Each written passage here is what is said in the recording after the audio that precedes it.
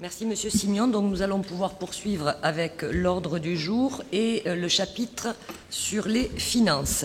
Avant d'ouvrir le premier point de l'ordre du jour, je voudrais revenir sur des questions qui avaient été posées par Monsieur Keshidi lors d'un précédent conseil municipal. Il s'agissait de l'approbation du compte administratif 2013. Monsieur Keshidi, vous aviez interrogé mon premier adjoint, Monsieur Arnaud Signon, qui présidait alors la séance conformément à la réglementation. Je n'assistais pas au débat. Je ne dis pas d'ailleurs qu'y assistant, j'aurais pu répondre à votre très très longue intervention portant sur des points de détail très techniques, sur des questions d'amortissement et un certain nombre de problématiques que vous aviez relevées. Les services ont pu résumer vos questions autour de 3 sujets.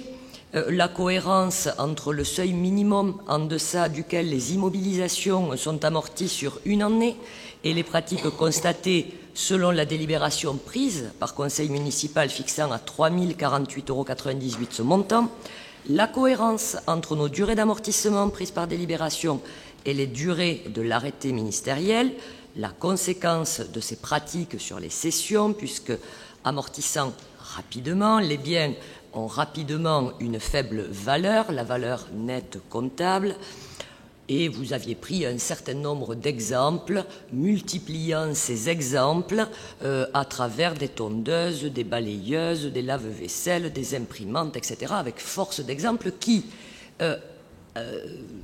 faisant force de la démonstration, finalement suggéraient que ces documents n'étaient pas en règle et ou suggérant que les services n'avaient pas forcément suivi la réglementation sur ce compte administratif, dont je vous rappelle quand même qu'il fait l'objet de vérification par les instances compétentes. Alors, bien évidemment, en séance de conseil municipal, il n'est pas forcément le lieu de répondre à ces questions très techniques.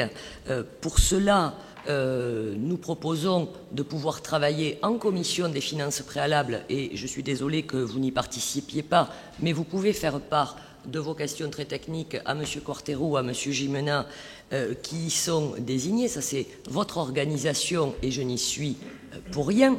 Vous pouvez également, bien entendu, saisir en amont les services pour permettre d'éclairer vos réflexions sur un certain nombre de sujets, ce qui permettra d'alléger les séances de conseil municipal et surtout d'avoir un débat qui soit utile à nos concitoyens.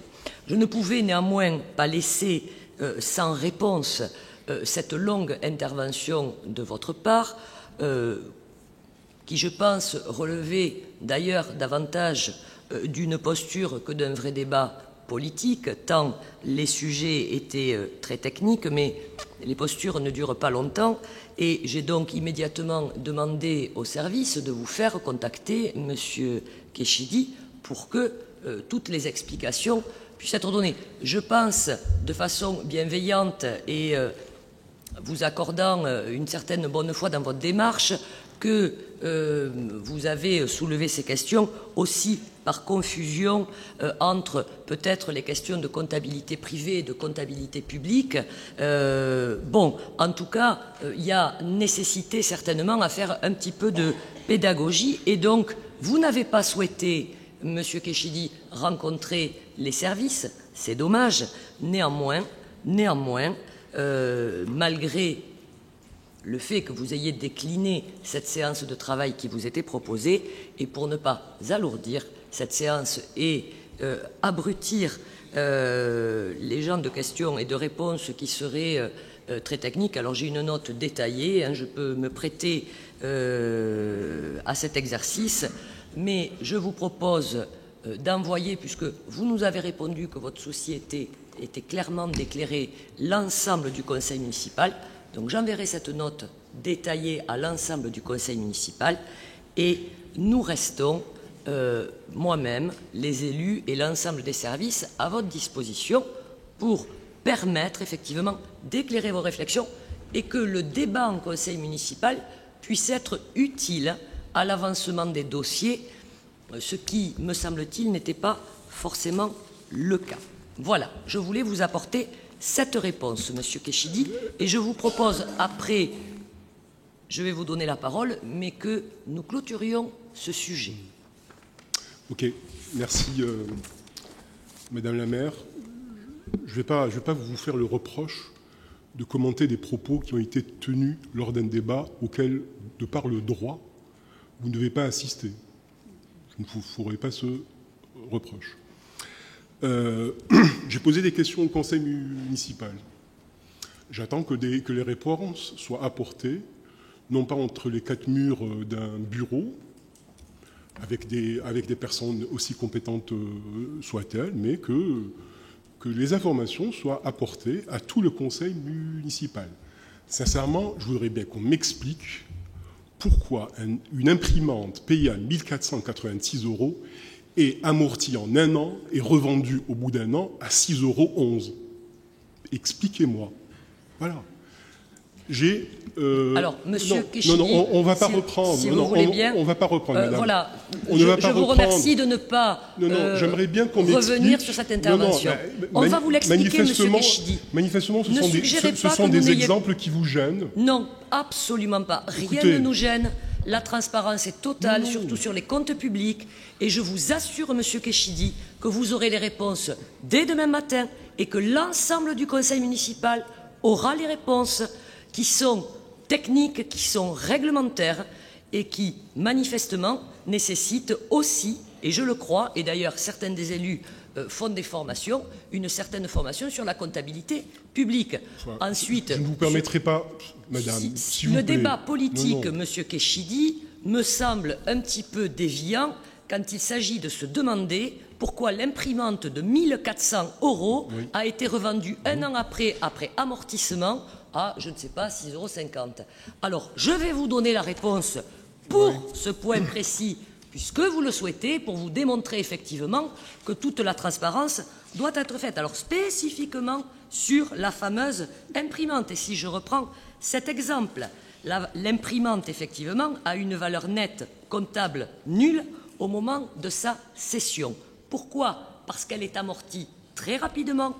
Et effectivement, l'arrêté ministériel nous autorise à amortir plus rapidement. C'est le cas pour des équipements qui ont une certaine valeur. Et donc, ce n'est pas la valeur nette comptable, vous le savez, Monsieur Kéchidi, qui détermine la valeur de cession. La valeur nette comptable, c'est la valeur qui figure sur le plan de comptabilité après, effectivement, que l'amortissement ait été pratiqué. Madame, je passe mon temps à amortir des ordinateurs sur 3 ans. Je termine ma réponse, si vous le permettez. Vous m'avez demandé de répondre sur l'imprimante, je vous réponds. Donc, on ne va évidemment, le cas échéant, pas vendre l'imprimante à 6,11 € si c'est le cas en valeur nette comptable. Elle va être vendue au prix du marché. Ce prix du marché, il peut être de 100, il peut être de 3 €, et on constatera ou une moins-value, ou une plus-value. Vous êtes d'accord là-dessus? C'est extrêmement vous nous donnerez simple. l'adresse du Moi, je marché suis pas dans lequel on achète des imprimantes à 6 €. Donnez-nous Mais je ne l'adresse vous de ce dis pas marché. qu'on achète l'imprimante à 6 €. Enfin, vous le savez, vous êtes un professionnel, Monsieur Kéchidi. Personne ne vous dit qu'on vend un bien à sa valeur nette comptable. C'est une valeur comptable, ce n'est pas une valeur de cession. Mais Madame la maire, depuis le démarrage de ce conseil municipal, c'est vous qui jugez de l'utilité de tel ou tel propos, du contenu du débat politique. Mais franchement, en quoi ce que nous disons est de l'ordre de la polémique ou du contenu politique? Vous savez, j'ai pas répondu. Monsieur, attendez, je termine. Je n'ai pas répondu aux réponses que vous m'avez données tout à l'heure suite au quartier des Ramassiers. Mais il aurait été tout à fait intéressant que nous puissions continuer le débat. Ou alors, prenons acte que ce débat est en suspens, que les faits, ce que moi j'ai relaté, ce que M. Kéchidi a dit, puissent faire l'objet d'un véritable débat. Mais là, c'est vous qui décidez si ce que nous disons est bon ou n'est pas bon. Je trouve ça vraiment très cavalier, c'est le moins qu'on puisse dire. Parce que j'aurais beaucoup de choses à dire sur la qualité de vos réponses, mais je n'ai pas voulu alourdir le débat. Mais au moins, prenons acte qu'un jour, nous puissions même aller sur place avec les habitants pour vérifier la véracité de nos propos, comme la véracité des propos de M. Keshedi. Merci. Alors, je ne suis pas juge de ce que vous dites, et bien heureusement d'ailleurs, oui. mais en revanche, je suis juge et maître de ce que je dis, ça c'est sûr. Ensuite, un conseil municipal est organisé, et vous le savez, selon des règles. Nous avons des ordres du jour que nous essayons de respecter. Et nous avons, pour permettre, et je ne suis pas juge des débats ou de ce que vous portez en débat, je suis juge en revanche de ce que je peux dire, et je maîtrise, excusez-moi, mon propos.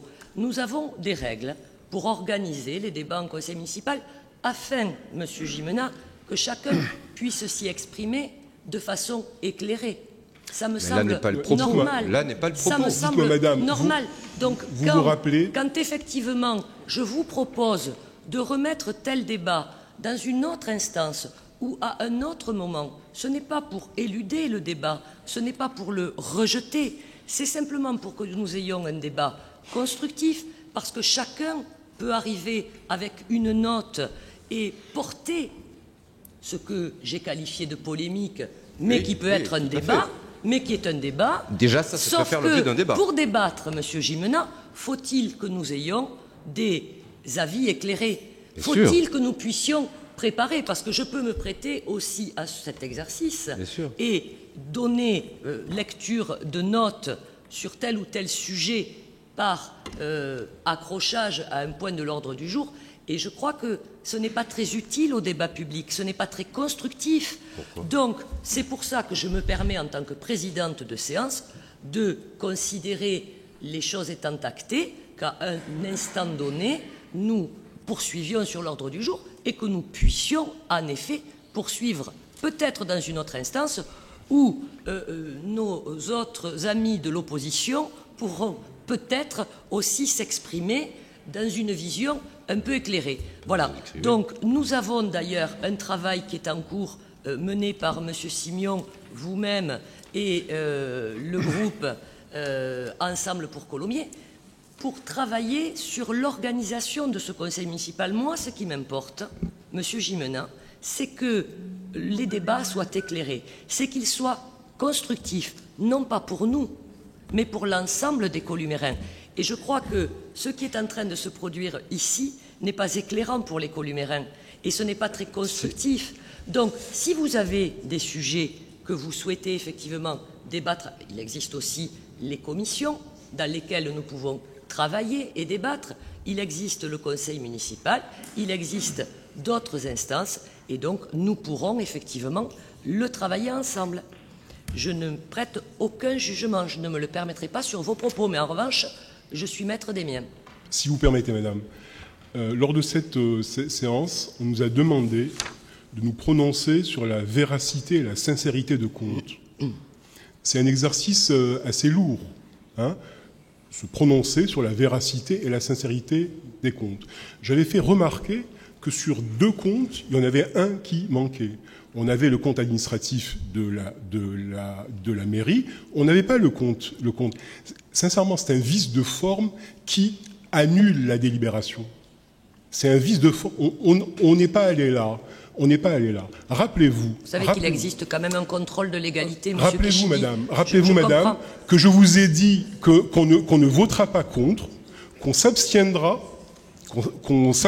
en signe de bonne volonté. Hein?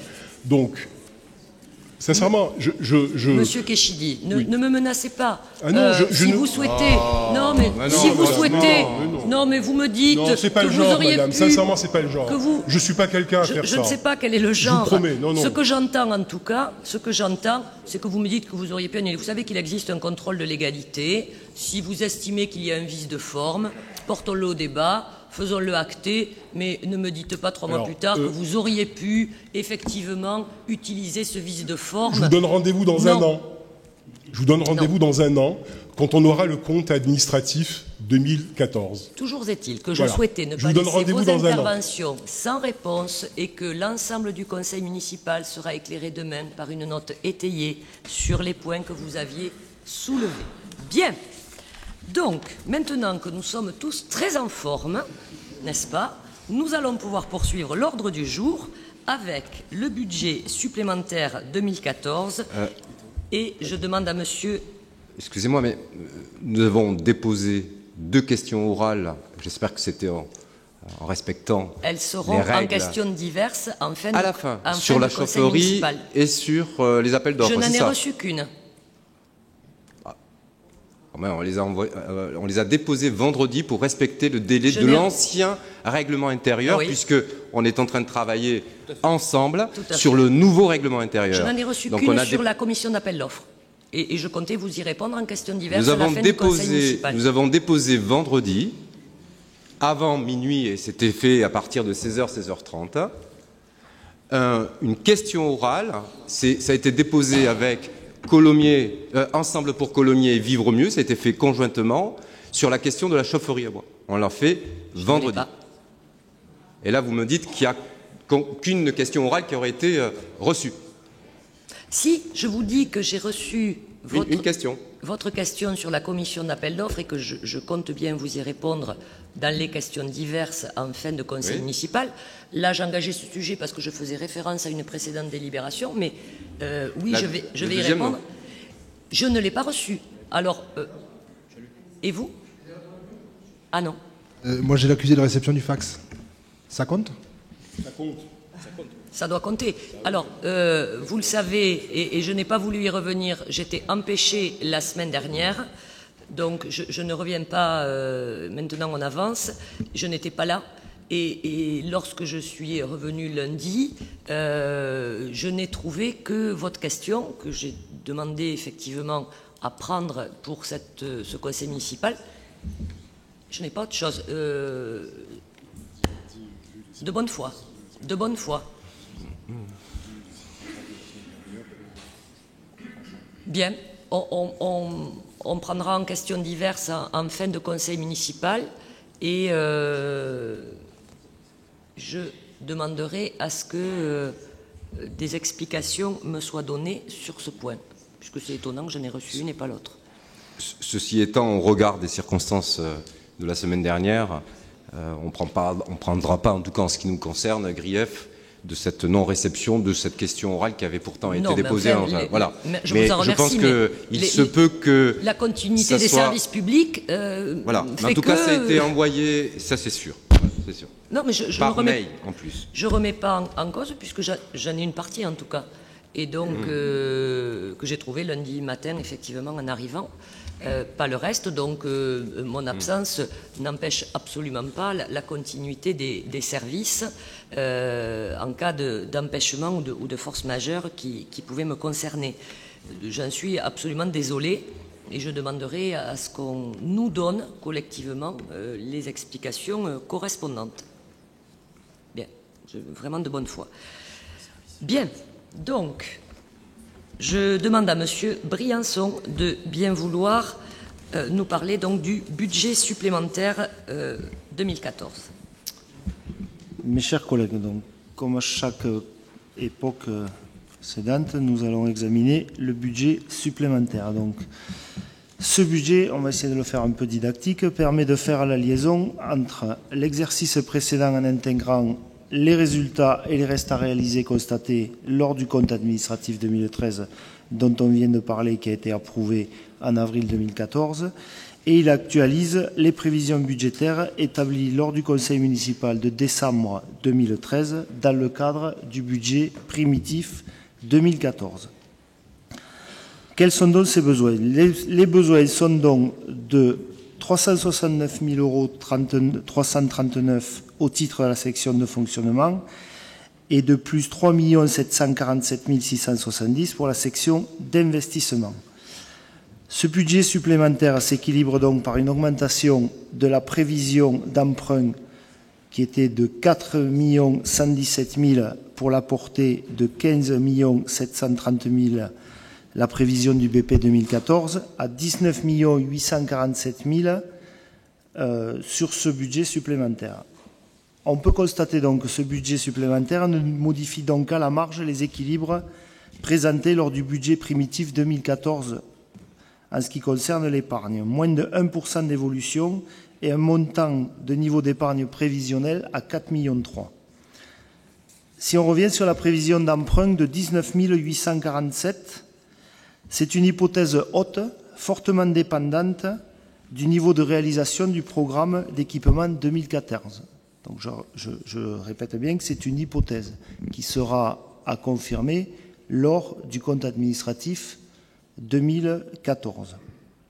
Ce budget supplémentaire se monte donc à 22 665 609,34 €, soit 609 276,99 € pour la section de fonctionnement et 22 56 332,35 € pour la section d'investissement.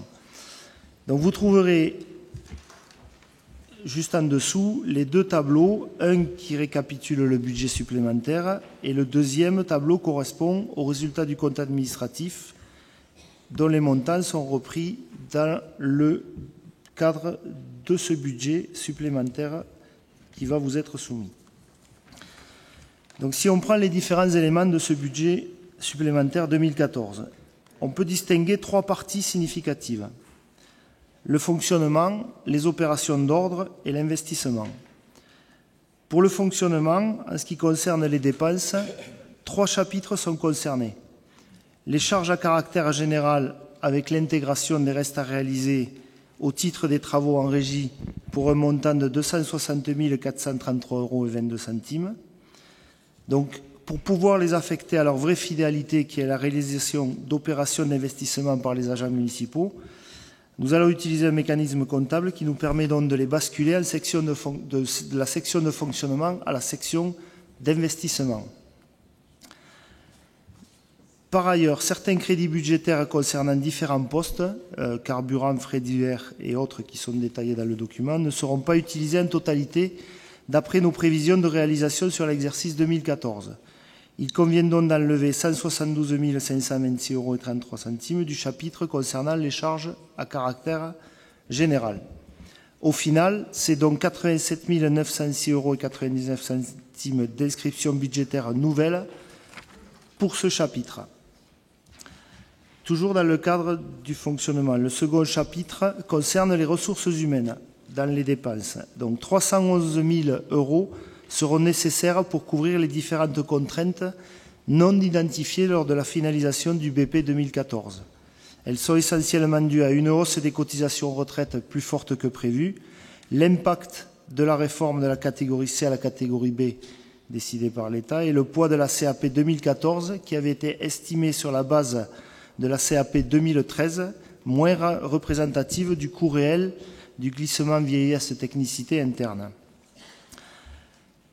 De plus, au vu du diagnostic partagé avec les services et les équipes d'animateurs et pour apporter des garanties de stabilité à certains de nos collaborateurs, essentiellement à la politique jeunesse de la commune, il est proposé de mettre en place des postes dans ce secteur, et notamment des directeurs adjoints d'ALAE et de titulariser un certain nombre de collaborateurs pour un coût de 96 000 €. Le dernier volet des dépenses de fonctionnement concerne le chapitre des subventions et participations et nécessite d'ajuster le montant des crédits budgétaires concernant le SDEG, le syndicat départemental d'électrification de la Haute-Garonne, de 221 700 €, car l'ensemble des opérations n'était pas connu avec certitude lors de l'élaboration du budget primitif 2014. Si on passe aux recettes de fonctionnement, il est nécessaire d'actualiser pour un montant de 310 335 €. Donc, qu'est-ce que cela concerne? Cela concerne essentiellement la prévision de produits fiscaux et les compensations fiscales telles qu'évoquées lors du BP 2014. La prévision concernant la DGF de Colomiers a augmenté de 53 020, soit une baisse de cette dotation de 550 430 € par rapport à 2013. Ceci nous amène à une baisse globale de plus de 800 000 € si nous rajoutons le fonds de péréquation des ressources intercommunales et communales, ainsi que la baisse des compensations fiscales de près de 100 000 € à population constante. Donc, c'est-à-dire que la ville a un déficit de recettes de 800 000 € cette année. À noter cependant les participations de la CAF, dues essentiellement au travail des équipes et aux services proposés aux Columérains, en légère progression de 181 460 €. Le deuxième point significatif de ce budget sont les opérations d'ordre. Donc, je ne vais pas m'attarder sur les opérations d'ordre, car ce sont des écritures qui, contrairement à la comptabilité privée, encore une différence, n'ont aucune incidence sur l'équilibre du budget, car une dépense d'ordre de fonctionnement est passée en contrepartie d'une recette d'investissement et inversement. Donc, cela concerne quand même plus spécifiquement la prévision de dotation aux amortissements sur la base des investissements au moment de la préparation du budget primitif 2014 qui s'est déroulé en octobre 2013, mais des réalisations plus importantes que prévues sur la fin de l'année 2013 nous amènent à actualiser cette prévision ainsi que les crédits pour les travaux en régie qu'il convient également d'actualiser. C'est un jeu d'écriture, les opérations d'ordre.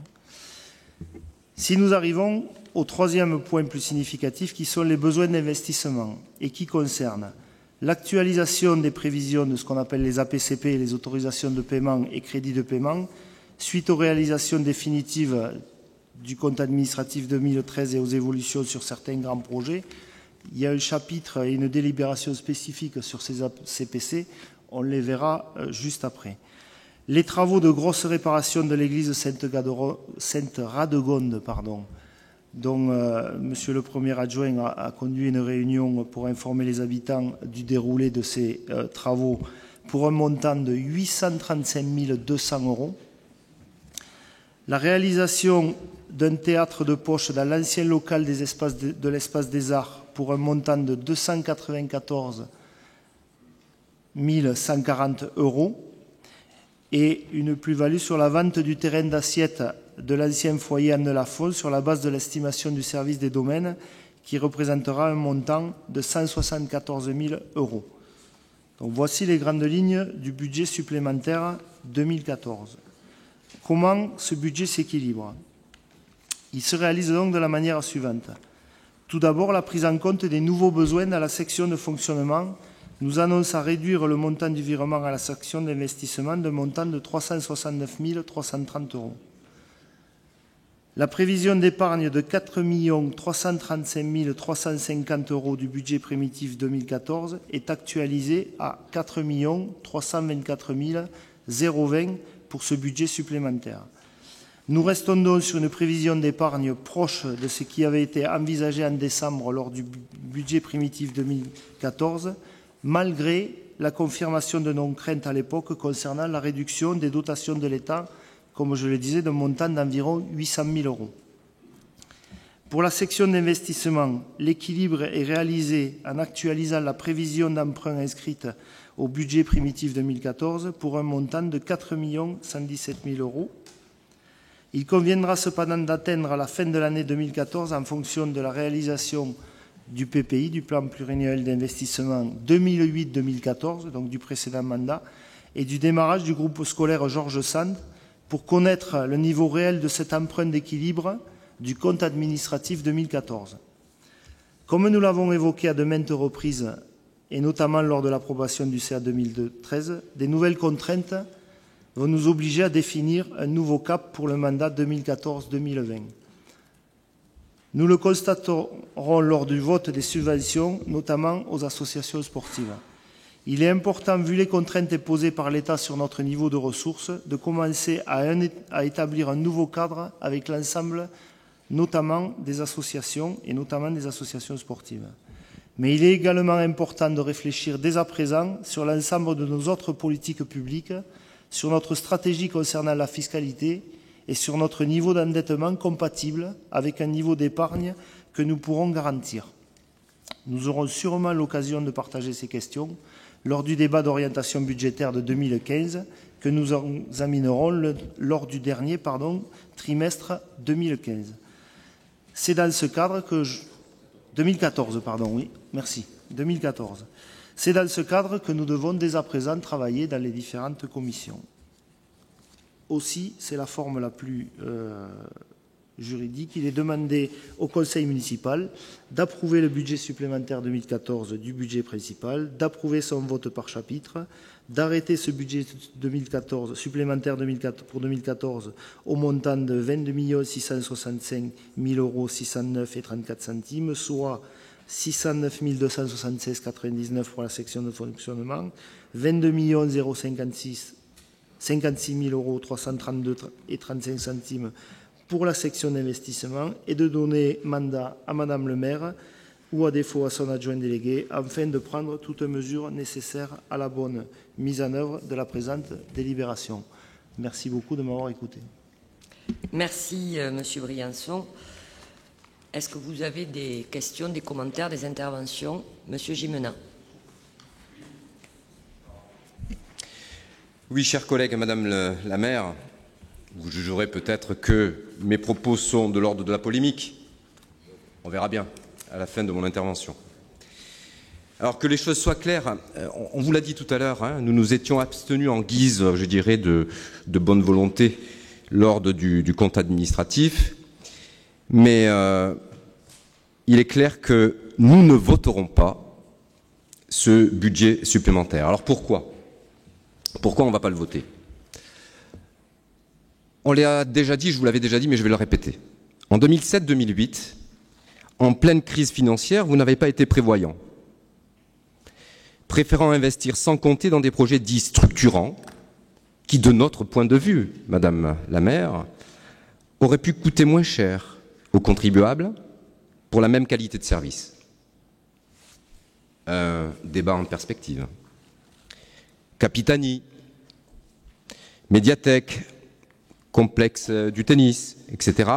En tout, 17 000 mètres carrés supplémentaires, bien évidemment au service des Columérins, mis en service entre 2013 et 2014. Des équipements qui nécessitent du coup des dépenses importantes de fonctionnement, ça vient d'être dit. Alors que les baisses de dotation de l'État étaient identifiées en 2008, alors je dis bien en 2008, voire même 2009. Alors pour se rafraîchir un tout petit peu la mémoire, je vais vous lire un texte qui date du 30 juin 2009 de M. Bernard Sicard, juin 2009, qui disait « J'aimerais... » Alors, ce courrier s'adresse à la Chambre régionale des comptes de Midi-Pyrénées. Et M. Sicard, à l'époque, disait « J'aimerais pour terminer faire part à la Chambre de la profonde inquiétude de l'équipe municipale quant à l'avenir des collectivités territoriales et en particulier de notre collectivité. » 2009, hein. L'État est en situation difficile. L'État se désengage. L'État annonce des réformes, des mesures sans jamais consulter les collectivités, sans jamais inscrire son action dans un cadre contractuel, mettant à risque les gestionnaires des deniers publics que nous sommes. Juin 2009. En plus de ça, on l'a dit aussi, l'augmentation des charges était donc, elle aussi, identifiée. Monsieur Briançon l'a dit, même s'il parle de 2012 et de 2013. Alors, à cette même époque, c'est à la même époque que l'objectif de 40 000 habitants était clairement affiché, partout. Cette augmentation de la population vous a octroyé des recettes fiscales, bien évidemment, supplémentaires. Et pourtant, vous n'avez pas anticipé sur la nécessité de créer de nouvelles écoles et réhabiliter les anciennes. On peut y revenir. Pendant la campagne, vous vous glorifiez de présenter des comptes sans dette, une gestion exemplaire, vous permettant même de jeter le discrédit, voire même de distiller la peur en annonçant que notre liste, notre groupe, Vivre mieux à Colomiers, allait mettre la ville en danger de stabilité fiscale et financière. On voit que votre propos n'est plus du tout le même. C'est l'arroseur arrosé. Car à la vérité, vous avez caché aux Columérins vos erreurs de gestion. Sur l'ancien mandat, vous aviez affiché l'objectif du maintien du taux d'épargne à hauteur de 10 millions d'euros par an. 10 millions d'euros par an. il a été de 10,6 millions d'euros en moyenne sur les 6 ans. Bravo, super. Mais ce taux a fondu comme neige au soleil, passant à 8,4 millions en 2013, montrant que nous étions déjà entrés dans une autre époque. Il est à 4 324 000 sur ce budget supplémentaire, soit une baisse de 100% en l'espace d'un an. Cette analyse rapide, bien évidemment pas exhaustive, n'est pas terminée. En 2013, pour la première fois en 7 ans, vous avez fait appel à l'emprunt, soit 3,6 millions d'euros. Je ne suis pas dogmatique, hein. Ça se comprend. Sur le budget 2014, vous augmentiez sensiblement l'emprunt, je dis bien sensiblement l'emprunt, de 337%. De 337%. Pour le porter à 15 730 000 euros. Sur ce seul budget supplémentaire 2014, donc 3 mois après les élections, vous rajoutez encore 4 117 000 euros d'emprunt, soit une nouvelle augmentation de 25% pour porter l'emprunt à 19 847 000 euros. Au maximum, bien sûr, au maximum. Soit une augmentation de l'endettement pour 2014 de 450%. De 450%. Page 2 du document. Vous avez reporté sur ce nouveau mandat la nécessité de réaliser de lourds emprunts. On comprend. Avec en prime l'impérieuse nécessité de procéder à des coupes à des coupes sombres dans les services à rendre aux administrés. Oui, monsieur Briançon, l'heure des choix est arrivée. Vous l'avez dit sur la question de la subvention à l'association de foot, il faut faire des choix. On y reviendra. Fini le temps des vaches maigres. Non, des vaches grasses. C'est le temps de vaches maigres qui est bien arrivé. Demain est véritablement un autre jour. Demain est un autre jour. On ne pourra plus faire comme avant. Alors, il y a dans ce paysage une bouffée d'oxygène qui vient d'arriver. Une bouffée d'air frais avec la carte de la pauvreté du nouveau contrat de ville. La carte de la pauvreté du nouveau contrat de ville. Mis en place par le gouvernement qui vous permettra de recevoir quelques autres subsides. Eh oui, heureusement. Colomiers figurant parmi les villes pauvres, en fait plutôt des poches de pauvreté masquées par la beauté de nos ronds-points depuis de longues années, vous le savez, monsieur Simion. Vous le savez, et votre pirouette sémantique, faisant la différence entre précarité et pauvreté, ne viendra pas soulager la vie de beaucoup de familles et de jeunes de Colomiers. Je l'ai entendu, bien évidemment. En fait, que fait l'État? Que fait le gouvernement? On donne d'un côté une miette, avec le contrat de ville, mais on ne répartit pas de façon équitable ce budget de 5 milliards d'euros pour le contrat de ville, et de l'autre, le gouvernement oblige les collectivités à s'asseoir sur plus de 22 milliards d'euros. Je dis bien 22 milliards d'euros. C'est historique. Historique. Jamais sous la Ve République, nous avons eu une telle somme demandée aux collectivités locales. Alors ça va impacter. Ça impacte déjà. Mais il faut le dire, c'est un véritable Big Bang financier. Une diète orchestrée par vos amis. Une diète orchestrée par vos amis. Et je vous trouve bien silencieux sur ce sujet, alors qu'en 2009, j'ai lu donc un extrait de la lettre de M. Sicard, vous étiez plus virulent pour des montants de réduction budgétaire moindres. Bien évidemment, en 2009. On ne vous entend jamais sur cette politique de l'austérité. Jamais. En tout cas, moi je ne l'ai pas entendu. Alors que même le FMI en revient, voyant les conséquences à l'œuvre dans tous les pays impactés. Le FMI est en train de revenir et de revoir la copie.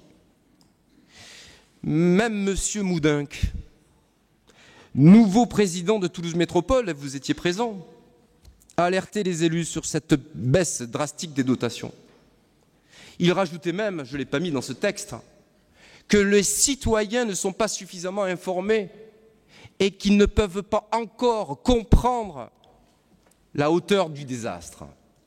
Je dis bien du désastre. Et donc il va falloir véritablement changer de fusil d'épaule, changer de logiciel. Vous ne pourrez plus raisonner comme vous l'avez fait jusqu'à aujourd'hui. J'en suis le premier désolé. Ce manque à gagner, c'est un manque à gagner qui devient structurel, malheureusement. On est sur une politique locale. Après, au niveau national, on peut agir de manière différente. Les uns et les autres, eh bien, vous pouvez vous investir dans tel ou tel parti politique qui démontre que le contraire est plus bénéfique pour les citoyens que ce qui est en train de se passer aujourd'hui. Ce manque à gagner coupé donc à votre manque d'anticipation sur les écoles, aggravé aussi par vos constructions haut de gamme, je dis bien des constructions haut de gamme, nous met dans une situation plus compliquée que prévu. Là aussi, vous pourriez me rétorquer que je suis dans un jugement de valeur. Et je vous rétorquerai à ma place, allez chiche, mettons-nous autour d'une table et on travaillerait justement Parlez des critères. Pour vous, ne faites pas les questions et les réponses. Parlez pour vous, Monsieur Gimena. Mais je parle pour moi. J'ai l'absolu droit de dire ce que mes propos sont les miens. Donc je vous renvoie exactement ce que vous avez dit. Et là, pour le coup, je vais prendre des propos de Jaurès que vous connaissez bien et que vous utilisez beaucoup, surtout votre premier adjoint. Le courage est de dire la vérité. Pour moi, pour nous, c'est une des vérités. Je ne dis pas la vérité, mais une des vérités. Mais le courage, c'est aussi de trouver des réponses ensemble. On est dans une démarche constructive. On n'est pas là pour être dans de la polémique. C'est peut-être pas visible, mais en tout cas, c'est notre posture, c'est notre volonté. Et si on prend le temps de travailler les dossiers, c'est parce qu'on a envie que ça avance. De trouver des réponses ensemble, car, je l'ai dit, on change d'époque, et que les logiques d'appareil, je dis bien les logiques d'appareil, deviennent de plus en plus obsolètes et appartiennent à l'ancien monde. Je vous remercie pour votre écoute, et là, pour le coup, je demande aussi que soit inscrite cette intervention dans le procès-verbal. Merci. Monsieur Laurier. Merci, Madame le maire et chers collègues. Juste en introduction sur ce budget supplémentaire, une interrogation concernant Monsieur Marty, à qui on devait quand même, pour partie, la situation financière de la ville. Monsieur Briançon n'en a pas parlé au début de son intervention, donc je pensais intéressant peut-être qu'on puisse répondre là-dessus. Après, d'autre part, sur un étonnement concernant les APCP là-dessus, sur les autorisations de crédit et de paiement qui sont différentes ou pas corrélées avec les augmentations qui étaient annoncées dans les délégations en début de conseil municipal. Donc il y a peut-être une interrogation, si vous pouvez nous répondre là-dessus. Après, sur le fond, il y a eu tout un tas de décisions que vous avez annoncées. La plupart sont des plus-values. Et pourtant, on voit que les montants annoncés pour Capitani, les Ramassiers, Lucie Aubrac maintenant, et d'autres groupes n'ont pas bougé. Enfin, sur le fond et concernant l'orientation, nous voterons contre ce budget supplémentaire pour une raison essentielle, c'est la présence de cet emprunt qui dénature effectivement les comptes de la collectivité, et sur cette absence de décision concernant la conjoncture nouvelle, parce que oui, effectivement, les temps sont nouveaux, l'État ne donne plus l'argent qu'il n'a pas, et sur ça, le constat est partagé. L'État ne peut pas donner l'argent qu'il n'a pas, c'est pas possible. Il est vrai qu'on n'en parle pas beaucoup, mais il est vrai aussi que notre manière de fonctionner et d'organiser, de gérer la commune de Colomiers doit réellement changer. Et là, aujourd'hui, ce n'est pas ce qui est fait. On nous fait le choix de l'emprunt. Je vous remercie. Bien. Je veux répondre en quelques mots, notamment sur l'intervention de M. Gimena. Je reviendrai sur vos questions également, M. Laurier. pour dire simplement aux Columérains que non, bien sûr, on ne leur a pas menti, que effectivement, et c'est vrai, Bernard Sicard a été un gestionnaire exemplaire, a conduit le programme politique pour lequel il avait été élu en 2008 sur la base d'un programme clair, sur la base de choix qu'ont pu faire à l'époque les Columérains de façon éclairée, qu'il a pris le soin, je le crois, de préserver les finances publiques, que malheureusement, et je vous remercie, M. Gimena, de l'avoir cité, dès 2009, et dans cette lettre, en effet, à la Cour régionale des comptes, nous commencions déjà à avoir des inquiétudes, notamment parce que le gouvernement précédent avait changé particulièrement les règles du jeu fiscal aussi, avec un impact spécifique sur les finances locales, outre les premiers impacts de la crise financière internationale, dont on ne mesurait d'ailleurs pas à l'époque les conséquences telles qu'on peut les mesurer aujourd'hui. Alors, c'est vrai qu'il est peut-être beaucoup plus facile aujourd'hui d'avoir des propos qui paraissent visionnaires ou éclairés quand on connaît ce qui se passe aujourd'hui.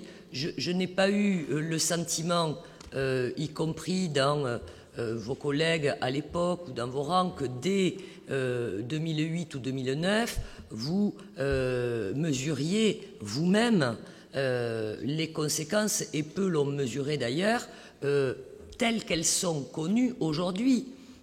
C'est vrai que vous parliez de transition énergétique, de nouvelles méthodes de construction ou de fonctionner. Enfin, je ne reprends pas, bien évidemment, vos programmes politiques, mais je crois qu'à l'époque, et c'est ce que vous venez de suggérer dans votre intervention, Bernard Sicard a eu, au regard des éléments de connaissance que nous avions, une gestion prudente et raisonnable qui a été saluée. Il est vrai que dans l'année 2012 et 2013, les constats se sont faits plus sévères. Vous parlez de politique nationale d'austérité, nous parlons d'un pacte de responsabilité qui doit nous diriger effectivement vers une reprise de la croissance, de l'activité économique, un pacte de responsabilité avec les entreprises aussi, permettant un meilleur retour à l'emploi. Bien, nous le savons tous ici, l'impact également des politiques européennes est énorme, et quand on dit que les citoyens effectivement sont mal informés, on a pu le mesurer au moment des élections européennes. Parce que la politique financière, la politique financière telle qu'elle nous est aujourd'hui renvoyée au plan national, elle est décidée, et nous le savons aussi, à un autre niveau. Et c'est pour ça que nous avons tenté, dans un contexte politique extrêmement complexe, d'appeler les citoyens à voter pour ces élections et à porter un vote utile et non pas un vote contestataire. Et nous avions une occasion extraordinaire, c'est de mettre un président de la Commission, pour la première fois élu de gauche au Parlement européen, qui aurait pu réorienter les politiques effectivement difficiles menées notamment par l'Allemagne sur ce point. Donc la situation, on le voit, est extrêmement complexe. Elle s'est largement complexifiée. Moi, j'ai, comme vous, écouté le discours de M. Moudenc, qui disait lui-même d'ailleurs qu'un certain nombre de décisions n'étaient pas connues au moment de la campagne électorale. C'était dans son discours, et il est vrai que la loi de finances rectificative qui est intervenue a encore alourdi effectivement ces éléments budgétaires. Le 19 décembre 2013, nous étions donc en pleine campagne électorale. J'ai ressorti quand même la délibération et je l'ai relue attentivement, qui concernait le budget primitif 2014. Tout y était. Rien n'a été caché aux Columérains. Cette campagne a été parfaitement transparente. Le montant de l'emprunt était également indiqué dans cette délibération. Alors je ne vais pas vous la relire point par point, mais je vous y renvoie sincèrement, en toute bonne foi. Et on voit effectivement que je n'y vois pas ça, mes lunettes, Monsieur Kéchidi, de si loin. 19 décembre 2013, c'est ça. Voilà. Pardon? Oui, tout à fait, il n'y a pas de problème. Donc, on avait, de façon très transparente, effectivement, marqué le niveau, je vous la donnerai après, le niveau de l'emprunt, la baisse, constatée la baisse de l'épargne nette de gestion, et en effet, cette situation est nouvelle, mais comme elle est nouvelle pour l'ensemble des communes françaises, elle est nouvelle aussi parce que, en effet, l'ensemble des collectivités se recentrent sur leurs compétences. On le voit, le Conseil général comme le Conseil régional accompagnent des politiques sociales ou des politiques économiques, mais évidemment pas au niveau que nous avions connu par le passé. Et d'ailleurs, quand nous avons engagé, et je dis nous parce que finalement je crois qu'il faut assumer ses responsabilités, j'étais bien sûr dans l'équipe de Bernard Sicard, avec bien d'autres, quand nous avons engagé la réalisation de ces équipements structurants, et bien heureusement qu'on l'a fait, on ne pourrait plus le faire aujourd'hui, ces équipements pour la ville et les Columérains, comme vous l'avez précisé, eh bien l'état des subventions potentielles telles qu'elles existaient depuis tant et tant d'années avait permis d'équilibrer le budget et le cadre budgétaire de chaque réalisation. Or, là aussi, il s'est trouvé que les règles du jeu ont changé en cours de route. Nous le savons. Aujourd'hui, tant le Conseil général que le Conseil régional ont pris un certain nombre de positions et de décisions qui sont assez récentes et qui, bien évidemment, impactent le niveau communal. Donc, s'il est vrai que les Columérains, comme les Français d'ailleurs, n'ont peut-être qu'une part de l'information, en tout cas, elle ne résulte pas, pour ce qui concerne la gestion de la ville, d'une volonté de la cacher, et tout a été très clair et très transparent de ce point de vue-là depuis nombre d'années, et je crois que c'est apporté vraiment à l'actif et au bilan positif de M. Sicard. Vous avez parlé de la politique vous avez parlé de la politique de la ville. Je veux revenir d'un mot parce que oui, c'est une véritable opportunité pour la ville, et ça fait maintenant, vous avez parlé longuement, M. Gimena, donc je me permets de faire un propos un peu long, si cela ne dérange personne. Donc, vous avez parlé de la politique de la ville.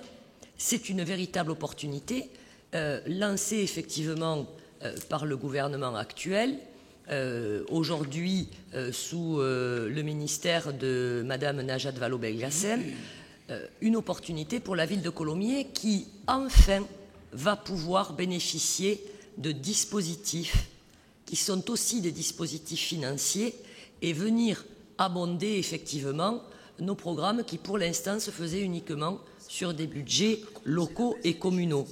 Il s'agit là de cibler et non pas d'éparpiller les budgets de l'État, de les cibler vers des quartiers prioritaires. Oui, à Colomiers, avec effectivement 30% de logements sociaux, et nous en sommes fiers, mais qui, pour certains, ont été construits il y a longtemps, mais aussi avec notre politique de mixité urbaine, n'avaient pas permis, et j'allais dire heureusement, de faire entrer jusque-là notre ville dans ces dispositifs étatiques.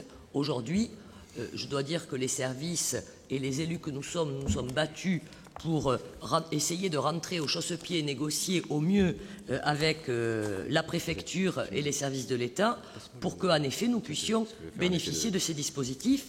Et je dis c'est tant mieux pour la ville et ma foi ce sont les Columérins aussi qui en profiteront. Voilà, donc pour répondre à M. Laurier sur les autorisations de programme et les crédits de paiement sur les APCP par rapport aux décisions qui ont été actées, on est souvent sur des plus et des moins. Ça ne change pas le montant global de l'opération qui intègre de toute façon un certain nombre d'aléas normaux et classiques. Et donc on intègre dans les perspectives budgétaires et à l'ouverture de la fiche projet et de la PCP, bien entendu, comme c'est commun et classique, un pourcentage qui permet d'absorber les aléas techniques, de modification du programme, le cas échéant, sur certains points. Donc ces avenants qui sont d'ailleurs de faible importance par rapport au montant global des opérations en termes de pourcentage ne modifient pas effectivement les APCP. En revanche, et c'est vrai que sur 2014, et on va le voir tout à l'heure, on a un impact un petit peu plus important, et je vais revenir du coup sur l'emprunt pour vous répondre, parce qu'on a eu un décalage sur certains projets, un décalage de paiement entre 2013 et 2014, ce qui fait qu'aujourd'hui, notamment, on a une prévision d'emprunt qui est plus importante que celle qui avait été actée au budget principal. Donc ces 19 millions d'euros d'emprunt, je le répète, on est sur un exercice technique, ne sont aujourd'hui qu'une prévision. Bien entendu, au regard du déroulement et de la réalisation de nos projets, de notre capacité aussi à trouver des économies sur ces projets-là, ces 19 millions-là pourront être ramenés très probablement à un niveau inférieur. En tout cas, c'est ce que nous pouvons espérer. Aujourd'hui, au regard des éléments que nous avons, on est sur une inscription d'emprunt prévisionnel. Ne faisons pas penser non plus aux Columérins que nous avons acté à ce stade 19 millions d'euros d'emprunt qui seraient actés et réalisés. On est sur de la prévision et on verra très probablement en fin d'année, en tout cas je l'espère, que ces prévisions seront revues à la baisse. Je termine et je conclus. C'est vrai qu'il nous faut voir maintenant les choses différemment. C'est vrai que les contraintes sont fortes. C'est vrai que nous devons acter d'un nouveau pacte communal pour les années à venir. C'est ce que je vous proposerai au moment du débat d'orientation budgétaire en 2014. Je l'ai déjà dit précédemment. Effectivement, nous devrons ensemble travailler parce que nous pouvons offrir aux Columérins une qualité, je crois, de service public exemplaire sans faiblir sur cette qualité de service public. Nous avons la chance à Colomiers, effectivement, de constater que l'ensemble des équipements structurants sont implantés sur la ville et donc nous devrons établir ensemble des priorités. J'avais donné les miennes pendant la campagne électorale, notamment concernant la rénovation des écoles. La phase de construction des écoles nouvelles est largement engagée. Nous livrerons l'école des Ramassiers pour la rentrée de septembre, l'extension de Savary. En 2015, effectivement, la nouvelle école Nord au Bassac. Et nous devrons engager la rénovation des groupes scolaires. Je crois que ce sera notre priorité en termes d'investissement et nous aurons à le partager dans les commissions communales et à travailler ensemble. Et ensuite, de nombreux projets feront appel à notre capacité à volonté commune de travailler ensemble, à notre intelligence collective, je reprends vos propos, parce que tous les projets au bénéfice des Columérins ne justifient pas non plus des investissements extraordinaires. Voilà, donc oui, je suis partiellement d'accord avec vos propos sur les contraintes fortes que nous avons, parce qu'elles sont partagées par tout le monde, elles sont partagées par tous les élus. Oui, je suis effectivement également consciente que nous devrons partager un nouveau pacte avec les Coulmirais, une nouvelle façon de fonctionner et de travailler, partager les projets avec eux. Oui, nous devrons le faire ensemble et c'est la condition, effectivement, pour que nous puissions réaliser des projets au bénéfice de nos concitoyens. Et je vous proposerai les bases de ces modalités de travail, notamment lors des commissions communales et lors du débat d'orientation budgétaire. Si vous le permettez, Madame la maire. Oui. Juste une précision, nous avons retrouvé dans le procès-verbal de la réunion du conseil municipal du 19 décembre 2013 l'intervention de M. Sicard qui indiquait que, comme chaque année, je vous rappelle que nous ne savions pas encore que le niveau d'endettement serait de 2 plus 1,6, donc indique que, comme chaque année, le financement complémentaire des investissements est assuré par l'inscription d'un emprunt d'équilibre prévisionnel de 15,7 millions. Voilà. C'est indiqué. Et il rajoute qu'il sera revu à la baisse lors du budget supplémentaire, c'est-à-dire aujourd'hui, par intégration notamment des résultats du compte administratif 2013. Oui, voilà ce que je voulais rajouter. Entre-temps, effectivement, nous avons des éléments nouveaux qui sont survenus. Je ne suis pas la seule élue dans cette situation qui justifie en effet l'inscription d'un emprunt prévisionnel complémentaire. En effet, je vous remercie d'avoir retrouvé la page où M. Sicard en effet annonçait les 15 millions d'euros d'emprunt et justifiait ainsi que, bien entendu, et nonobstant la campagne électorale, tout était transparent et clair à ce niveau-là. Bien. D'autres interventions ?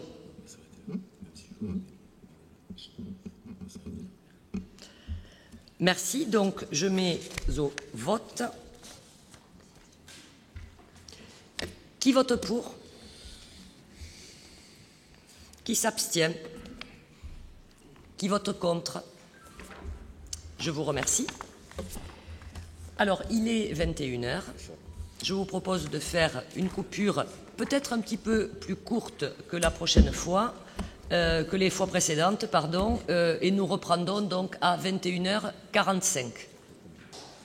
Ce qui ne nous permettra pas pour autant de voir le match de l'équipe de France.